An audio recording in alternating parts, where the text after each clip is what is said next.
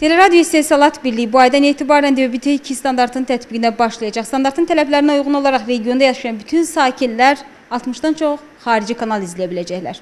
Teleradio İstehsalat Birliği'nin texniki direktoru Mikhail Abbasov deyir ki, DVB-T2 standartı əvvəllər ölkəmizdə tətbiq olunan DVB-T standartından bir sıra üstünlükləri ilə fərqlənir. DVB-T standartında bir televiziya kanalında 10 televiziya proqramını yaymaq mümkündürsə, artıq T2 standartına keçdikdən sonra bir televiziya kanalında 15-16 televiziya proqramını yüksək keyfiyyətlə yaymaq olar. Rabitə və Yüksək Texnologiyalar Nazirliyinin verdiyi bu qərara əsasən artıq regionlarda bu standartın tətbiqinə başlanılıb. Amma maraqlıdır ki, bu kanalların yayımı hansı şərtlərdə həyata keçiriləcək? Bugün artıq Respublikamızda Milli Televiziya Radio Şurasının müvafiq qərarına uyğun olaraq sosial proqramlar, yəni Ümumi Respublika lisenziyalı açıq yayımlanan televiziya proqramları DVB-T standartında, kommersiya yayımında xarici ölkə proqramları isə DVB-T2 standartında yayımına qərar verilmişdir. Hazırda kommersiya yayımı ilə bağlı hazırlıq işləri görülür. Quba şəhərində yayımlanacaq 60 televiziya proqramları üçün baş stansiya avadanlıqları istismara hazırdır.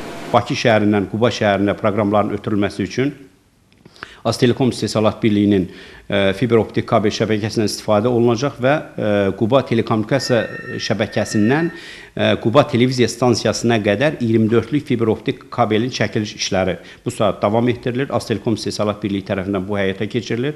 Bu işlər üzümüzə gələn həftədə bitdikdən sonra mart ayının sonu, inşallah aprel ayının əvvəlindən artıq qeyd etdiyimiz rayonlarda, Quba və ətraf yaşayış bölgələrində əhali tərəfindən kommersiya vasitəsilə o kanallara baxmaq imkanı olacaqdır. Qeyd edək ki, hələ 2010-cu ildə Nazirlər Kabinetinin 26 saylı qərarına uyğun olaraq ölkəmizdə rəqəmli televiziyanın tətbiqi və standartı qəbul olunur. Bu səbəbdən də Respublikanın bölgələrində analog televiziyadan rəqəmli televiziyaya keçid proqramları hazırlanıb və bu proqrama uyğun olaraq 2 mərhələdə rəqəmli televiziyaya keçid işlərinə başlanılıb. Hazırda şəbəkədə 83 televiziya vericisi istismar olunur ki, bunlardan 69 ədədi sosial paketi yayımlayır.